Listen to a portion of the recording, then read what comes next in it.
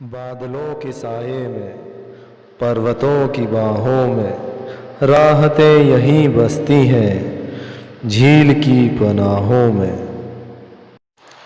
Hello hi नमस्कार, मेरा नाम है शिवम और आप देख रहे हैं शिवम व्लॉग्स। सुबह के 9:30 बज चुके हैं और हम हैं अभी नैनीताल में। आज की जो हमारी यात्रा है वो बहुत ही खूबसूरत यात्रा है जो कि नैनीताल से शुरू होकर ऋषिकेश तक जाएगी। तो इस वीडियो के अंत तक बने रहिए और देखते रहिए शिवम व्लॉग्स। दोस्तों, आज हमने सुबह 9:30 बजे नैनीताल से अपना सफ़र शुरू करा है ऋषिकेश की ओर। तो आज हमने जो अपना रूट यानी कि रास्ता चुना है वो काफ़ी खूबसूरत रूट है जो कि करीब 361 किलोमीटर का सफ़र रहेगा। हम आज जा रहे हैं रानीखेत होते हुए द्वारहाट, चौखटिया, गैरसैंण, आदिबद्री और कर्णप्रयाग।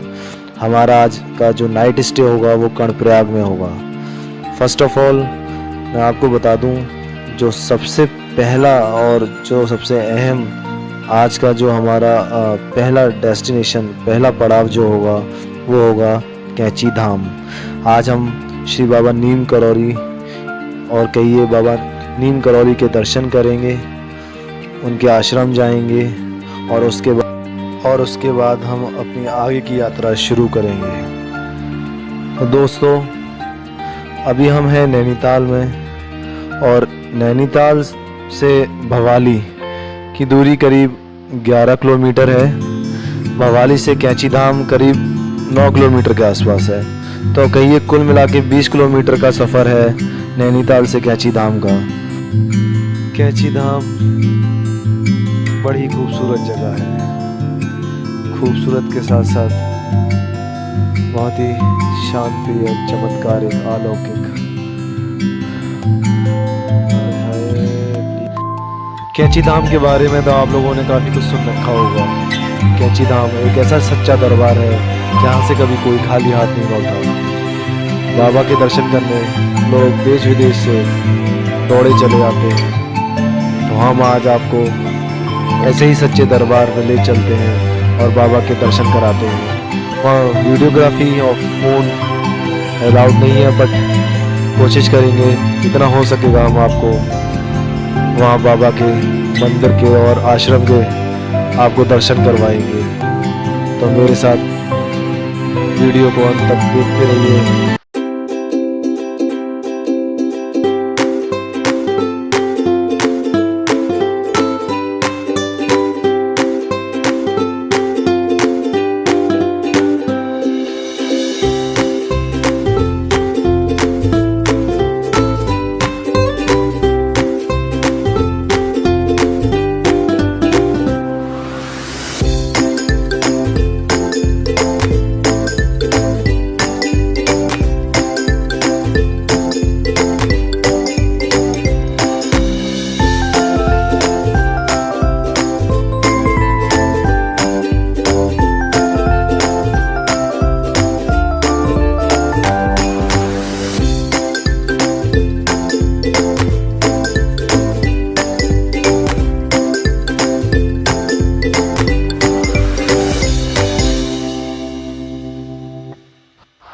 प्रकृति ने जो हमें दिया है उसका कर तो हम जिंदगी में कभी चुका नहीं सकते।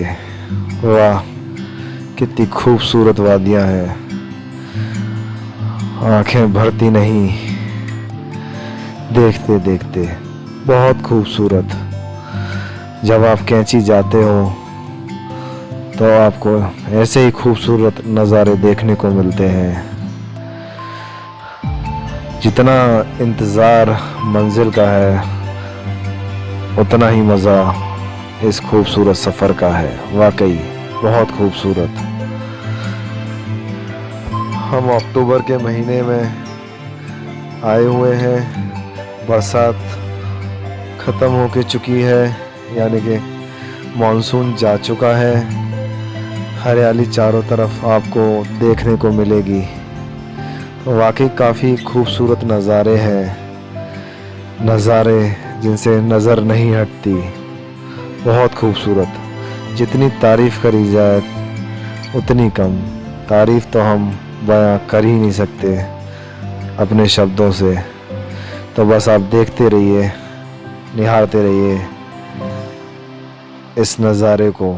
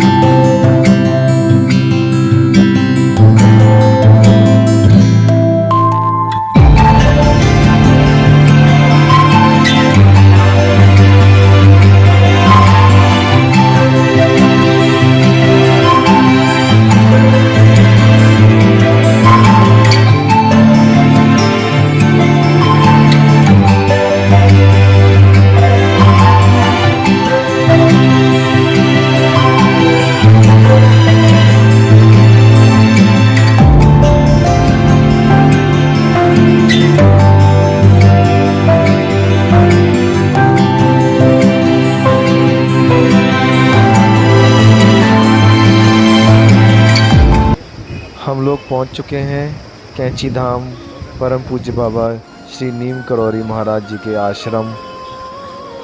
तो आपको दर्शन करा रहे हैं बाबा के आश्रम के, और आश्रम के नज़दीक जो भी प्राकृतिक नज़ारा है, जो भी खूबसूरत नज़ारा है, उसके दर्शन आपको करा रहे हैं। आश्रम मंदिर के सारे आश्रम के सहारे से एक खूबसूरत नदी बह रही है, और ये आप जो सामने देख रहे हैं ये बाबा का मंदिर है, बाबा का आश्रम है। खूबसूरत वादियों के बीच, घाटी के बीच ये खूबसूरत बाबा का मंदिर और आश्रम। बाबा के दर्शन करने के बाद हम लोग निकल चुके हैं अपने अगले पड़ाव की ओर, जो कि है कर्णप्रयाग। कर्णप्रयाग कैंची धाम से करीब 158 किलोमीटर है। तो पहले हमें करीब 36 किलोमीटर या 35 किलोमीटर के आसपास हमें रानीखेत जाना है। रानीखेत के बाद हमें सीधे गैंडसैंड आदि बद्री होते हुए कर्णप्रयाग पहुंचना है। तो करीब 4 घंटे का रास्ता है हमारा। खूबसूरत सफ़र में आप हमारे साथ अंत तक बने रहिए, और आपसे हमारी कल मुलाकात होगी कर्णप्रयाग संगम पर। देखते रहिए शिवम ब्लॉग्स।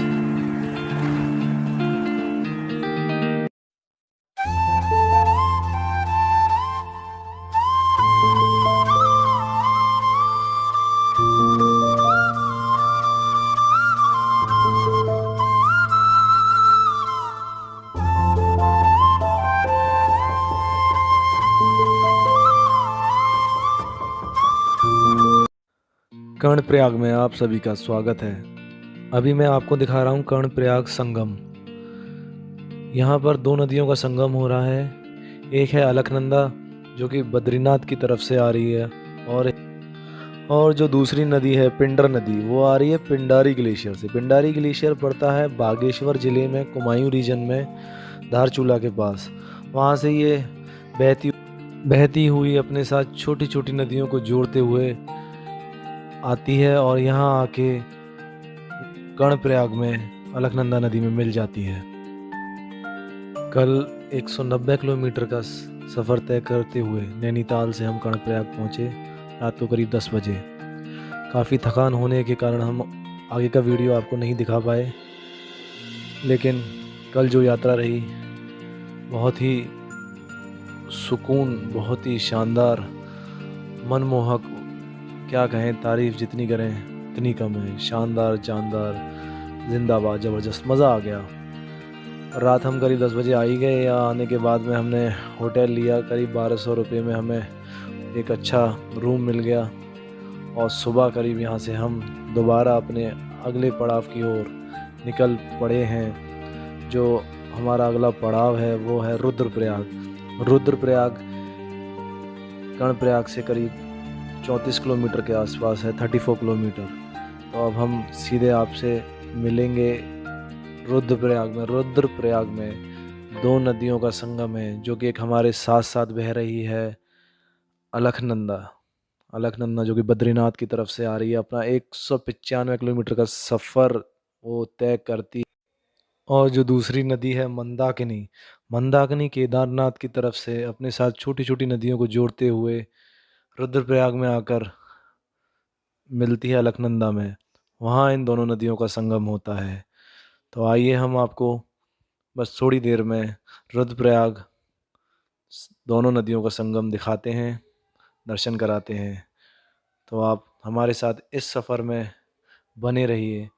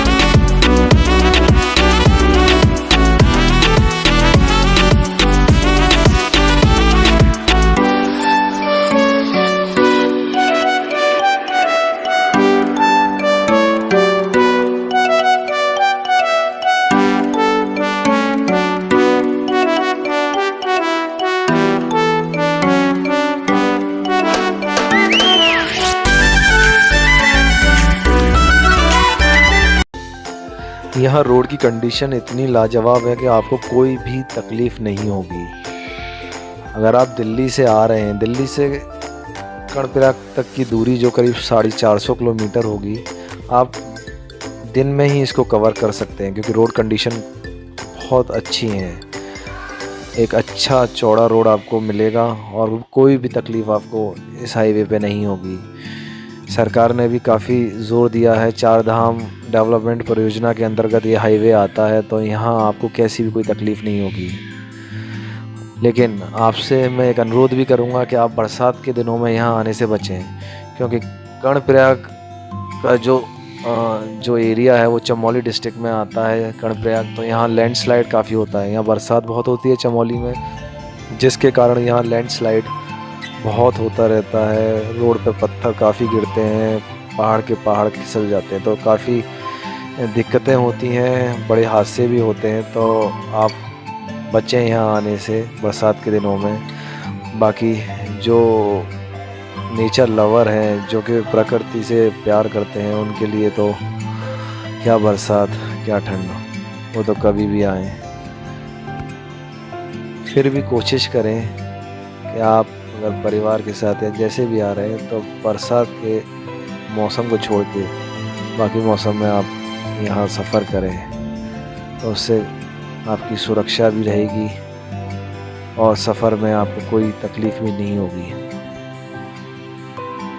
कर्णप्रयाग से लेकर ऋषिकेश और आगे हरिद्वार तक का जो सफ़र रहेगा वो नदी के किनारे किनारे इस हाईवे पर ही रहेगा, जो कि बहुत ही खूबसूरत है।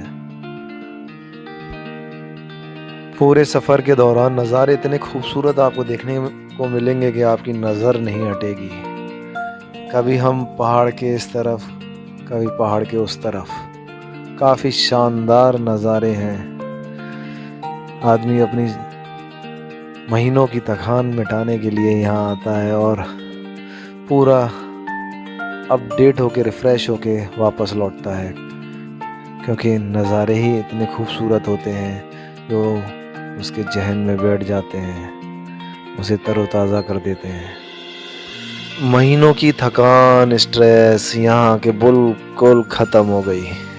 हम एकदम से रिफ़्रेश, तरोताज़ा अपने को महसूस कर रहे थे। समय हमारे पास ज़्यादा था नहीं, फिर भी हमने यहाँ अपने आप को एकदम से रिफ़्रेश महसूस किया यहाँ आने के बाद, और काफ़ी मज़ा आया। मोटरसाइकिल से हमने ये पूरी जर्नी अपनी तय करी। इस पूरी जर्नी में हमने एक से बढ़कर एक नज़ारे देखे और आपको दिखाए। और अगला जो पड़ाव है हमारा, वो बस कुछ किलोमीटर की दूरी पर है, रुद्रप्रयाग। रुद्रप्रयाग में मैंने आपको पहले बताया कि यहाँ दो नदियों का संगम है, अलकनंदा और मंदाकिनी। मंदाकिनी जो कि केदारनाथ की तरफ से आ रही है, और अलकनंदा जो कि बद्रीनाथ कर्णप्रयाग होते हुए। इन दोनों नदियों का संगम बस कुछ किलोमीटर की दूरी पर है। तो वीडियो में के अंत तक आप हमारे साथ बने रहिए, सफ़र को जारी रखिए और देखते रहिए शिवम व्लॉग्स।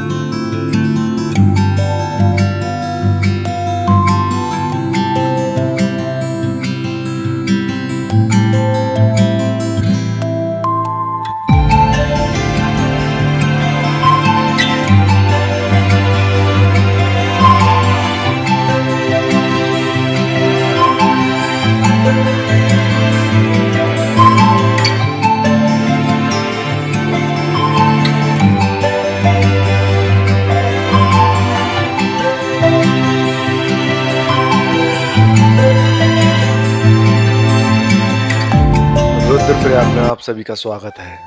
हम खड़े हुए हैं संगम पर, रुद्रप्रयाग। प्रयाग माने संगम, जहाँ एक नदी में आके दो या उससे अधिक नदियाँ मिलती हैं। ये मेरे आप राइट में देख रहे हैं, ये मंदाकिनी जो कि केदारनाथ की तरफ से आ रही है, और जो मेरे लेफ्ट में जो नदी है ये है अलकनंदा, जो कि बद्रीनाथ कर्णप्रयाग होती हुई आ रही है। यहाँ आगे दोनों नदियाँ मिलती हैं, संगम होता है इनका, और इसके बाद में ये आगे बढ़ जाती हैं अलकनंदा के नाम से।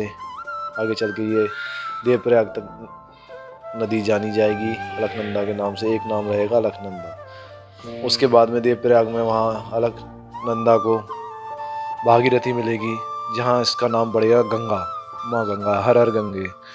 ये देखिए, ये आ रही है अलकनंदा, और यहाँ देख सकते हैं आप दोनों का कलर भी डिफरेंट है।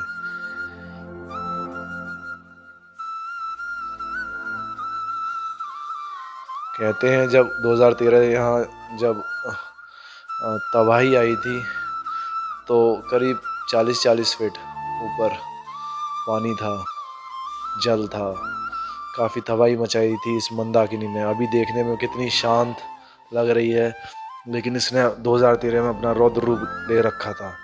जो भी इसके सामने आया था सब तहस नहस कर दिया। रुद्रप्रयाग संगम दर्शन करने के बाद हम निकल चले हैं अपने अगले पड़ाव की ओर, और जो कि है धारी देवी। रुद्रप्रयाग के बाद हमारा जो अगली डेस्टिनेशन है वो धारी देवी का मंदिर। धारी देवी वही मंदिर है जिनको हटाने के बाद, जिनकी मूर्ति वहाँ से हटाने के बाद महाप्रलय आई थी। रुद्रप्रयाग से धारी देवी का जो मंदिर है वो करीब 44 किलोमीटर की दूरी पर है। उसी बीच में आपको काफ़ी सुंदर नज़ारे, छोटे झरने, साइड से नदी देखने मिलेगी। भैया जब इतना लंबा सफ़र किया तो भूख तो लगेगी, तो भोजन कर लिया जाए। आइए। अपनी डाइट को टाइट करने के बाद हम निकल चुके हैं दोबारा अपने सफ़र की ओर। नज़ारे इतने लाजवाब हैं कि शब्दों में बयान नहीं कर सकता। बहुत खूबसूरत, रोड का तो जवाब ही नहीं। हाँ, कहीं कहीं थोड़ा बहुत लैंडस्लाइड हुआ है, बरसात का मौसम ख़त्म हुआ है तो, लेकिन रिकवरी बहुत जल्दी हो रही है। सरकार के जो यहाँ वर्कर्स लगे हुए, गवर्नमेंट के जो भी वर्कर्स हैं, जो भी और रोड ऑर्गेनाइजेशन के जो भी वर्कर हैं लगे हुए हैं हटाने के लिए, कोई दिक्कत नहीं है। हम पहुँच चुके हैं धारी देवी। धारी देवी देवी का मंदिर 1000 वर्ष पुराना है। धारी देवी काली का रूप है, और यहाँ के आसपास जो भी गांव हैं, धारी गांव हैं, धारी एक गांव है, और जो भी श्रीनगर यहाँ से करीब 10 किलोमीटर के आसपास है, वहाँ की कुल देवी भी बताई गई हैं। कहते हैं शंकराचार्य जब केदारनाथ गए थे तो यहीं धारी देवी के दर्शन करते हुए उन्हीं के यहाँ पे उन्होंने विश्राम भी किया था, यहीं होके निकले थे। और धारी देवी 2013 में जो आपदा आई थी वो इन्हीं को यहाँ से, इनकी मूर्ति हटाने की वजह से, कारणों से ही यहाँ आपदा आई थी, ये बताते हैं यहाँ के लोकल लोग। क्योंकि यहाँ से कुछ आगे एक डैम बनाया जा रहा है, बांध बनाया जा रहा है। उस बांध को जब बना रहे थे उस समय वाटर लेवल जो था, यहाँ का जो पानी था वो लेवल जो था वो काफ़ी बढ़ गया था। तो यहाँ के जो इंजीनियर्स लगे हुए थे, इंजीनियर्स ने बोला था कि यहाँ से मंदिर को शिफ्ट करना होगा, हटाना होगा। लेकिन यहाँ के लोगों का ये कहना था कि अगर ये मंदिर यहाँ से हटेगा तो यहाँ बहुत बड़ी आपदा आएगी। तो ऐसा ही हुआ कि यहाँ से जैसे ही मूर्ति हटाई गई और शाम को बहुत बड़ी आपदा, जल आपदा जो कहते हैं, वो यहाँ आई। और बताया जाता है कि अभी जो मंदिर यहाँ पर बना हुआ है वो करीब पहले जो मंदिर था उससे 100 फीट ऊपर है। यानी कि इतना सिल्ट ऊपर से आया था, इतनी मिट्टी ऊपर से आई थी, 100 फीट मिट्टी ऊपर से आई थी, और उसने यहाँ के सारे एरिया को ख़त्म कर दिया था, मंदिर को भी ख़त्म कर दिया था। तो दोबारा से इसे रिनोवेट करा गया है, जीर्णोद्धार किया गया इस मंदिर का। और अभी हम आपको दर्शन कराते हैं। आइए हमारे साथ वीडियो को देखते रहिए, अंत तक देखते रहिए, ज़्यादा से ज़्यादा लाइक करिए, सब्सक्राइब करिए। ये देखिए, नदी के बीचों बीच ये मंदिर है धारी देवी का। करीब 1000 वर्ष पुराना ये मंदिर है। दूर दूर से श्रद्धालु इस मंदिर में माता के दर्शन करने आते हैं। बताया जाता है कि यहाँ माता के 3 रूप देखने को मिलते हैं। अगर आप सुबह जाएंगे तो एक माँ का जो मूर्ति का स्वरूप है वो एक बच्चे का होगा। दोपहर में जाएंगे तो एक स्त्री का होगा, और शाम को जब आप इनके दर्शन करने जाएंगे तो एक वृद्धा का आपको उनका रूप देखने को मिलेगा। ये एक सच्चा दरबार बताया गया है। यहाँ जो कोई सच्चे मन से अपनी मनोकामना माँ के सामने रखता है या लेके जाता है तो उसकी मनोकामना जरूर पूर्ण होती है। तो आइए दर्शन करते हैं माँ के। धारी देवी की जय। धारी देवी एक काली का स्वरूप, एक काली माँ का स्वरूप है धारी देवी। ये देखिए सामने, ये धारी देवी। अब हम अपना सफ़र तय करने के बाद, दर्शन करने के बाद धारी देवी के आगे देव प्रयाग पहुँच चुके हैं। देव प्रयाग करीब 44-50 किलोमीटर की दूरी रही है रुद्रप्रयाग से, सॉरी 67 किलोमीटर्स की। अब यहाँ आप देख रहे हैं कि ये जो उधर से नदी आ रही है, जो जिसका पानी थोड़ा मटीला है, मट्टी के साथ आ रही है, वो है आपकी अलकनंदा। और ये आपकी भागीरथी जो कि गौमुख से सीधे आ रही है। तो यहाँ जो ये पॉइंट है, ये संगम है, ये प्रयाग है, ये संगम है। ये सबसे अहम प्रयाग बोला गया है देव प्रयाग, क्योंकि यहाँ के बाद माँ गंगा का जन्म होता है। ये नदी माँ गंगा के नाम से जानी जाती है। श्री रामचंद्र जी का हजारों वर्ष पुराना एक मंदिर भी है। इसके दर्शन हम तो कर नहीं पाए, लेकिन आपको आगे कभी ज़रूर दर्शन कराएंगे।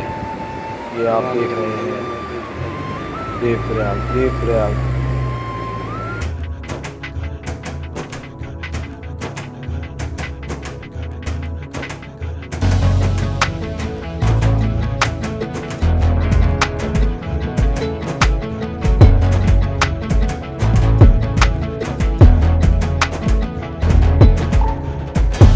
प्रयाग घूमने के बाद अब हम निकल पड़े हैं अपने अगले सफ़र की ओर, अगली डेस्टिनेशन की ओर, जो कि है ऋषिकेश। ऋषिकेश देव प्रयाग से 73 किलोमीटर है। तो आज की जो हमारी प्लानिंग है, शाम तक हम वहाँ पहुँचकर 6:30 बजे तक अब गंगा आरती के दर्शन करें। तो बस हम निकल पड़े हैं ऋषिकेश की ओर।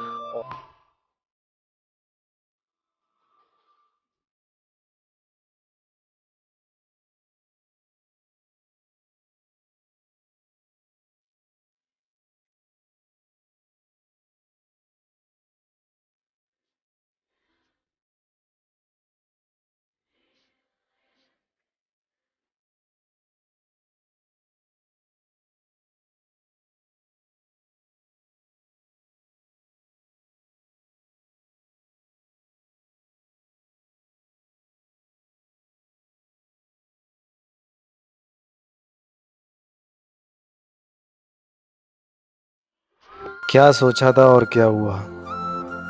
हमारी प्लानिंग थी कि ऋषिकेश पहुंचकर माँ गंगा की आरती दर्शन करेंगे, मगर ऐसा हो नहीं पाया। हम लेट हुए और माँ गंगा की आरती के दर्शन हमें नहीं हो पाए।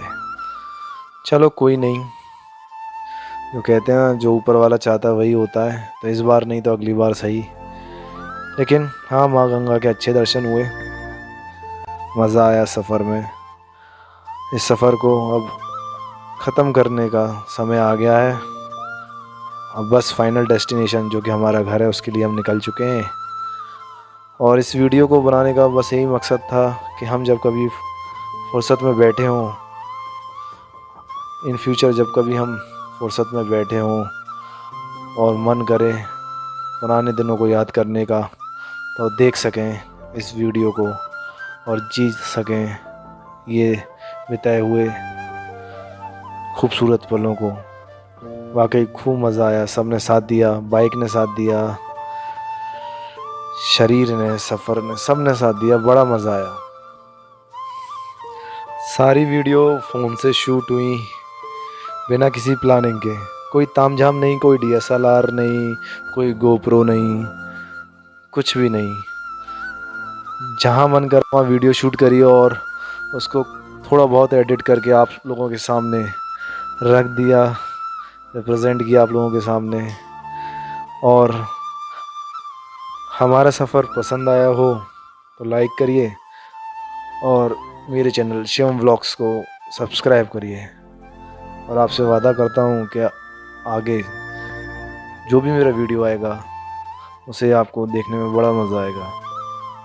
अगले सफ़र में फिर मुलाकात होगी, तब तक के लिए नमस्कार।